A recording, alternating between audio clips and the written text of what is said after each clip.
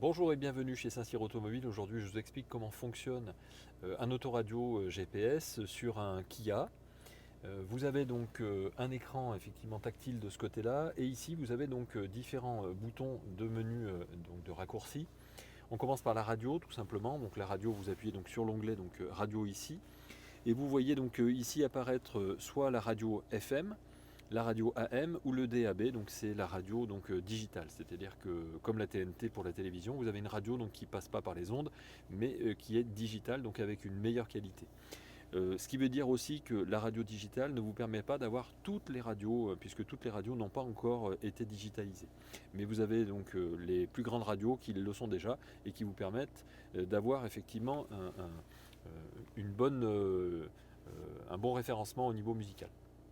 Vous avez donc le choix donc, ici donc, de choisir les différentes fréquences avec les petits onglets donc, à droite et à gauche si vous souhaitez donc, changer de fréquence. Sinon vous avez donc ici le bouton liste qui vous permettra de lister toutes les radios qui ont déjà été captées par votre voiture, et grâce aux boutons qui sont ici là, vous allez pouvoir monter ou descendre et choisir donc par ordre alphabétique la radio qui vous intéresse. Il vous suffira de cliquer dessus pour enfin lire la radio.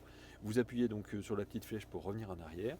Et vous avez l'onglet présélection qui vous permettra donc de mettre, en laissant le doigt appuyé dessus, la radio que vous êtes en train d'écouter en présélection, et donc vous choisissez donc sur celle que vous souhaitez mettre la radio à la place de l'autre. Et enfin vous avez donc les options ici qui permettront donc ici de démarrer un scan, donc ça scannera toutes les radios qui sont disponibles, et donc dès que ça s'arrête sur celle que vous voulez écouter, vous cliquez dessus.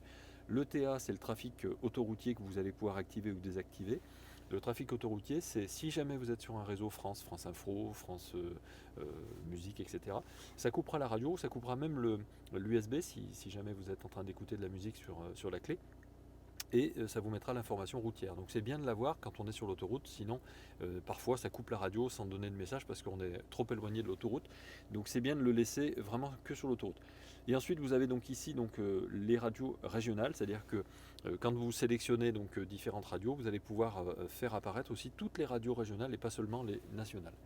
Et enfin vous avez le paramètre audio qui permettra donc de contrôler le son dans un premier temps, donc lui demander effectivement de se centrer ou d'être plus vers l'avant ou plus vers l'arrière, donc, et en fonction vous avez le petit point donc, qui va bouger. Vous pouvez régler donc les basses, les moyennes et les aigus au niveau du son, et pour régler vous utilisez donc les petites flèches qui sont ici. Vous faites donc un marche arrière avec la flèche qui est ici. Vous allez pouvoir donc revenir donc sur le réglage aussi du volume du téléphone, c'est-à-dire le volume donc lorsque la sonnerie donc va sonner, ou au démarrage. Alors au démarrage, c'est quand vous démarrez votre voiture, vous avez un petit son de bienvenue en fait, et vous allez pouvoir donc le mettre à 0 ou le mettre effectivement en fonction de ce que vous souhaitez. Vous avez aussi donc le volume de navigation avec la possibilité d'utiliser les touches de volume de l'écran pour régler donc le volume de navigation, ou le bouton de volume en fait que vous avez sur votre volant pour le réglage de l'autoradio, ou le bouton de volume qui est ici. C'est-à-dire que quand vous allez avoir une indication vocale de direction, le GPS donc va vous parler, et à ce moment-là vous allez pouvoir donc augmenter le volume avec ce bouton-là par exemple.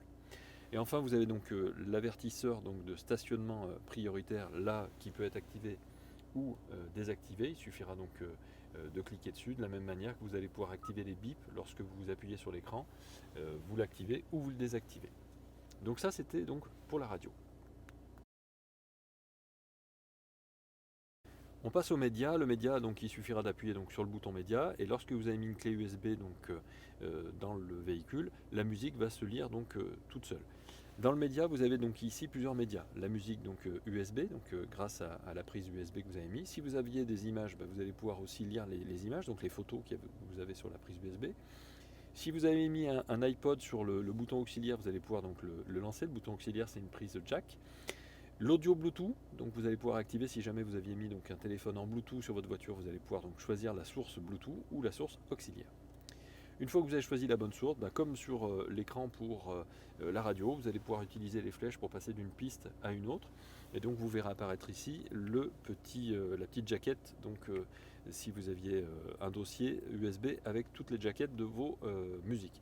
Ensuite, vous allez pouvoir demander donc ici la lecture en boucle ou pas. Vous allez pouvoir demander aussi le shuffle, donc la lecture aléatoire. Vous avez la liste, c'est-à-dire vous rentrez dans le cadre de votre clé USB et vous avez donc un dossier avec soit les artistes, soit les chansons, soit les albums. Donc vous pouvez classer donc, comme ce qui est classé sur votre clé USB. Hein. Si vous n'avez rien classé sur votre clé USB, il n'y aura rien dans ces cas-là. Et pour les options, et bien pareil, vous allez pouvoir donc scanner tout le dossier ou seulement un dossier ou le désactiver. Vous allez pouvoir répéter donc aussi que le dossier, répéter tout, répéter seulement donc le titre. L'aléatoire, pareil, vous allez pouvoir donc demander à ce que ce soit tout désactivé ou tout activé. Aléatoire, donc c'est pour la lecture du dossier complet. Et enfin, donc les paramètres audio, comme on a vu tout à l'heure donc dans la radio. Pour ce qui est de la radio et du média, vous allez pouvoir utiliser donc le bouton sélection ici, qui vous permettra d'avoir donc la même chose que si vous appuyez sur les deux flèches qui sont sur l'écran. On va passer à la navigation, vous appuyez donc d'abord sur Map, et sur Map vous avez ici donc la possibilité de voir votre carte en 3 dimensions, avec le nord toujours au nord, ou en 2 dimensions. La navigation, vous allez pouvoir donc ici gérer donc le volume de la navigation avec les flèches donc, qui sont ici. Et le ici, guidage se fera à ce volume. Vous allez pouvoir régler donc la distance de la cartographie par rapport à la route. Donc vous allez pouvoir donc lui demander effectivement d'être plus ou moins proche ou automatisé. Automatisé, ça veut dire que quand vous roulez, vous avez une carte qui est très éloignée, et dès que vous arrivez à un rond-point ou à un croisement, à ce moment-là, la carte va automatiquement donc se recentrer et donc se rapprocher de la route. Ici, vous avez un petit onglet qui vous permet aussi donc de choisir si vous voulez avoir le GPS en plein écran, si vous voulez avoir les informations, donc c'est-à-dire qu'ici vous aurez les petits logos qui vous permettront de savoir s'il faut tourner à gauche, à droite, etc. Les infos donc de la manœuvre, et puis donc les infos du média, c'est-à-dire que vous remettez donc la radio simplement sur le côté. Donc vous pouvez avoir donc le plein écran ou les différentes façons. Et enfin, vous avez ici donc la possibilité donc de choisir votre destination. Donc destination, ça veut dire que vous connaissez l'adresse. Donc vous cliquez sur adresse, vous mettez donc le pays que vous souhaitez. Donc si jamais vous voulez aller en Espagne, n'oubliez pas d'abord de choisir l'Espagne. Ensuite ici, vous allez pouvoir mettre donc l'endroit où vous voulez aller. Alors moi par exemple, je veux aller à Annonay, je clique sur les premières lettres de Annonay et je continue jusqu'à ce qu'il me propose donc une ville qui correspond avec les lettres que j'ai tapées. Si jamais je veux aller rue Pierre de Coubertin, alors vous cassez pas la tête, ne tapez pas rue Pierre de Coubertin, tapez simplement par exemple les premières lettres de Pierre et vous verrez apparaître donc voilà, Pierre de Coubertin. Donc il n'y a pas besoin d'écrire la totalité. Vous mettez enfin donc le numéro de la rue. Si jamais vous ne le connaissez pas, vous ne mettez pas et ça vous emmènera jusqu'à la première intersection. Ensuite, donc, vous pouvez donc démarrer ou enregistrer. Si jamais vous appuyez sur enregistrer, ça veut dire que vous enregistrez ça dans un répertoire. Là, il vous propose donc un trajet court, un trajet rapide ou un trajet économique. Alors la différence, elle n'est pas notable puisque on est sur un tout petit parcours, mais sur des grandes distances, ça peut effectivement jouer. Vous cliquez donc par exemple sur rapide et vous faites terminer. La navigation guidée commence. Il vous dit qu'il vous faut 10 minutes pour y aller, vous êtes à 7 km, et donc vous avez toujours le petit panneau qui vous permettra d'avoir plein écran ou pas plein écran. Et donc votre parcours est en route. Donc maintenant, il vous suffira donc de suivre la route et les indications. Sur l'itinéraire, si vous rappuyez donc ici, vous avez donc l'itinéraire avec des options. Vous allez pouvoir créer un détour, c'est-à-dire que vous êtes allé à Annonay, mais vous dites tiens, je veux passer d'abord par Davézieux. Vous créez un détour en cliquant là-dessus, et donc vous demandez donc je vais le refaire ça. Au niveau de l'itinéraire, donc vous pouvez donc choisir des options donc l'itinéraire, c'est-à-dire choisir à ce moment-là le court ou l'économique, plutôt que le rapide comme on a mis au départ. Les événements de la circulation, donc c'est si jamais il y a des bouchons, vous lui demandez que ce soit activé, donc il vous préviendra donc si jamais il y a des bouchons. Utiliser les grands axes de préférence, utiliser les autoroutes de préférence ou les éviter, c'est vous qui choisirez, pareil pour les routes à vignettes, les tunnels, etc. Donc vous choisirez donc ce que vous voulez éviter. La navigation guidée commence. Ensuite, dans les itinéraires, vous allez pouvoir créer un détour parce que vous vous dites, tiens, là je veux un détour parce que je ne veux pas passer par cette route-là parce que je sais qu'il y a des travaux, des bouchons, etc. Et vous lui demandez donc un détour qui sera un petit peu plus long et donc vous démarrez le détour. Vous faites marche arrière si vous souhaitez modifier votre itinéraire aussi, c'est-à-dire que vous allez changer carrément donc la destination principale, ou alors vous enregistrez donc la destination principale et vous lui dites que cette destination par exemple c'est votre boulot, donc vous mettez travail en titre de trajet et il l'aura enregistré en tant que destination du travail. Comme ça vous n'aurez pas besoin de le ressaisir. Vous pouvez éviter une rue, vous pouvez donc apercevoir aussi donc l'itinéraire, là ce qu'on a vu depuis tout à l'heure, et puis vous pouvez aussi donc arrêter le guidage.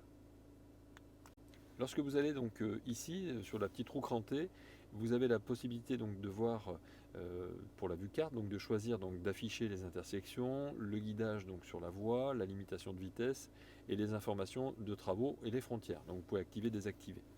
Vous pouvez ici afficher les points d'intérêt aussi. Alors là, on peut passer donc en manuel où on peut les afficher tous. Les points d'intérêt, c'est quoi? C'est le parking, c'est par exemple les restaurants, etc. Donc vous pouvez ici les choisir. Donc vous pouvez demander à avoir effectivement toutes les stations-service qui s'affichent sur votre cartographie et avoir par exemple aussi tous les restaurants, mais vous pouvez choisir en effet soit tous les restaurants, soit des restaurants bien particuliers, des hôtels, etc. Donc tout ça se verra donc s'afficher sur votre carte à partir du moment où vous avez choisi la catégorie en manuel. Si vous mettez tout, vous aurez tous les points d'intérêt, et si vous mettez aucun, vous n'en aurez donc aucun. Ça, c'est donc pour les points d'intérêt. Pour les données, c'est là où vous allez retrouver donc vos favoris, ce que vous aviez enregistré tout à l'heure en tant que travail, par exemple, vous allez pouvoir le trouver ici. Et les pays, donc c'est les points d'intérêt, donc vous allez pouvoir aussi donc mettre ici, donc, enfin en tout cas reporter ici donc tous les points d'intérêt que vous avez mis de côté, que vous avez enregistrés. Ensuite, vous avez donc les événements donc, de circulation. Vous demandez à ce que ce soit donc automatisé, activé ou automatisé. Ici, donc, pour la simulation de conduite, vous pouvez demander effectivement à ce que ce soit désactivé, que ce soit en boucle ou que ce soit désactivé. Si vous passez à l'élément du dessous, vous avez donc plusieurs itinéraires donc, qui vous sont proposés. Donc là, vous demandez à ce que ce soit activé. C'est ce qu'on a vu tout à l'heure, donc itinéraire court, rapide ou éco. Le guidage donc dynamique, vous souhaitez donc qu'il soit activé ou pas. Et la recherche automatique des stations-service, c'est-à-dire qu'à partir du moment où votre voiture vous signale que vous êtes en réserve, elle va vous proposer, et vous n'aurez plus qu'à appuyer sur oui ou non, d'aller jusqu'à la première station-service la plus proche. Et donc le calcul se fera automatiquement. Enfin, donc ici vous avez donc l'onglet donc circulation. Là, il n'y a pas d'info trafic pour l'instant sur la route sur laquelle nous sommes, puisque nous ne sommes pas sur une route. Mais si jamais vous avez un parcours, là vous retrouvez effectivement toutes les informations de travaux ou de circulation perturbée. Je vais passer avec vous donc ici au bouton donc, de la roue crantée. La roue crantée donc, vous permet de configurer la navigation. Donc c'est un raccourci comme on a vu tout à l'heure pour la navigation, mais vous avez exactement les mêmes éléments ici que dans la démonstration que je vous ai fait donc, pour la navigation. C'est donc un raccourci encore une fois. La même chose donc pour l'audio. Vous avez donc un raccourci vers les paramètres audio qu'on a vu tout à l'heure donc dans l'onglet donc radio. Vous aurez donc ici le paramétrage de l'affichage avec la luminosité que vous allez pouvoir donc demander pour la journée ou pour la nuit. Donc vous allez en fonction, puisque vous avez un éclairage automatique, s'il fait nuit, eh bien vous aurez donc cet affichage là, mais vous allez pouvoir donc demander plus ou moins donc, de lumière, et pour la journée c'est donc établi avec le maximum. Pour le mode d'atténuation, donc le mode est automatique, c'est-à-dire que vous lui demandez à ce que ce soit toujours le mode jour ou toujours le mode nuit ou automatique. Donc dès que les feux s'allument, vous aurez donc votre particularité, ça passera en nuit donc automatiquement, et donc ça réduira donc la luminosité. Et enfin, vous avez ici une petite lune, ça c'est pour éteindre l'écran, ça n'éteint pas les fonctions, ça éteint juste l'écran, et dès que vous rappuyez donc sur l'écran, ça lui permet de se rallumer. Ça c'est pour la nuit. Si vous roulez la nuit et que l'écran vous gêne, vous laissez tout activer, simplement vous coupez simplement la lumière qui vient depuis ce système. Ici vous avez donc le réglage aussi du système, avec le réglage donc de la langue. Vous allez pouvoir donc permuter donc les différentes langues. Les claviers, tout à l'heure on a vu qu'on avait un clavier donc alors c'est un clavier latin, donc vous allez pouvoir donc demander coréen ou cyrillique. Mais le type de clavier là il est en QWERTY, vous allez pouvoir ici le passer en AZERTY si vous le souhaitez. Enfin, donc, vous avez l'horloge. Ici, vous allez pouvoir donc régler donc la date et l'heure et l'affichage donc lorsqu'il y a un écran de veille, ce qu'on a vu tout à l'heure. Vous pouvez demander donc que ce soit noir, donc pour pas vous gêner, ou alors simplement avec une petite horloge numérique ou analogique. On revient donc en arrière. Et vous avez donc le changement de média donc, qui est activé ou désactivé, c'est-à-dire que quand c'est activé, si jamais vous avez mis une clé USB, effectivement, vous aurez la possibilité de lire la clé USB directement. C'est-à-dire que dès que vous insérez la clé, hop, elle se lit automatiquement. Sur ici, donc, vous avez un bouton donc, mode sur le volant, et là, vous allez pouvoir affecter en fait le paramétrage de ce bouton mode qui sera ici pour le coup. Eh bien, à chaque fois que vous allez appuyer sur mode, vous allez passer en FM ou en DAB ou en musique USB, etc. Et à chaque fois que vous appuyez une fois sur mode, bah forcément ça fait la modification là du mode source. Et enfin, donc ici vous avez paramétrage usine. Alors si par exemple vous voulez supprimer les données de navigation, vous allez sur navigation, les points d'intérêt. Vous allez aussi donc sur radio, médias, si vous voulez enlever donc toutes les historiques de ce qui a été présélectionné dans votre radio par l'ancien propriétaire, ou parce que vous vendez votre voiture et que vous voulez tout enlever. Vous voulez enlever le Wi-Fi, vous voulez enlever le téléphone. Vous pouvez donc tout enlever, soit séparément, soit tout ensemble. Et donc vous validez donc avec ici en lui demandant donc le paramétrage usine.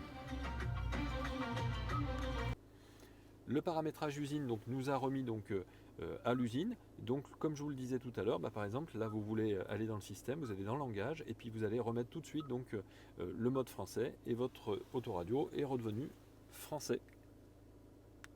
Enfin, dans ce paramétrage, vous avez donc le mode Wi-Fi ici qui vous permettra d'activer ou de désactiver le Wi-Fi. Vous allez pouvoir vous connecter donc, à une liste de réseaux, mais c'est comme finalement avec votre téléphone portable à la maison. Vous allez chercher en fait les réseaux. Une fois que vous avez trouvé le réseau, vous cliquez dessus, vous mettez votre mot de passe et à ce moment-là, vous avez effectivement le Wi-Fi qui est intégré dans votre véhicule.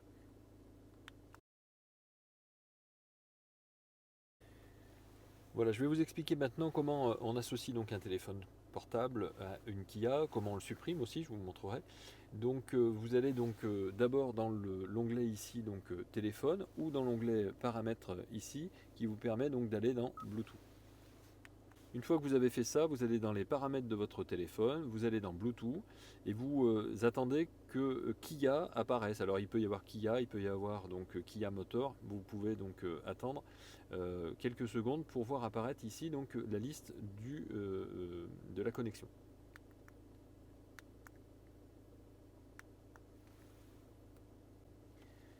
Là vous voyez donc Kia, vous cliquez dessus. Il vous donne donc un numéro ici 39 11 68 qui est ici, c'est un numéro donc à vérifier et à valider. Vous validez, alors attention, hein, c'est jamais le même numéro bien sûr, hein, c'est pour ça qu'on peut le faire là comme ça. Une fois que vous avez validé, en fait, bien votre téléphone est connecté. Donc c'est aussi simple que ça. Voilà. Une fois qu'il est connecté, vous avez donc le pad numérique qui apparaît ici. Vous avez ici, donc, si vous avez accepté la notification donc, de vos contacts, tous les contacts que vous avez dans votre téléphone qui sont ici, qui vous permettra de cliquer et d'avoir donc une recherche rapide. Ici, vous avez donc tous les appels manqués, reçus ou composés, ou tous. Donc, il vous suffira de retrouver donc les appels. Vos favoris, si jamais vous avez des favoris, vous allez pouvoir donc ici ajouter des favoris et donc vous allez chercher les favoris dans votre répertoire et mettre donc des favoris sur votre écran tout simplement. Hein, il suffira d'appuyer sur OK pour valider. Enfin vous avez donc, on revient donc à l'écran principal, voilà. Ici les paramétrages aussi, donc les paramétrages du Bluetooth, c'est ce qui va vous permettre donc de choisir les différentes sonneries, de modifier le code. Le code c'est 4x0, mais vous pouvez en mettre un autre si jamais vous avez un téléphone qui, comme le nôtre, ne vous envoie pas un code. À ce moment-là, il faudra mettre 4x0 sur les anciens téléphones. Vous pouvez ici renommer le véhicule. Alors si jamais votre voiture c'est une Kia Sportage, vous mettez Sportage ou ce que vous voulez, vous laissez Kia, vous pouvez donc laisser comme ça. Et enfin vous avez donc les appareils couplés ici. Et vous avez une petite corbeille ici qui vous permet donc de dire celui-là, là, par exemple, je veux le connecter ou pas, donc, puisque vous allez pouvoir connecter plusieurs téléphones et basculer de l'un à l'autre. Et si vous appuyez sur corbeille ici, vous choisissez d'éliminer par exemple ce téléphone, hop, vous validez avec oui et vous allez supprimer votre téléphone portable.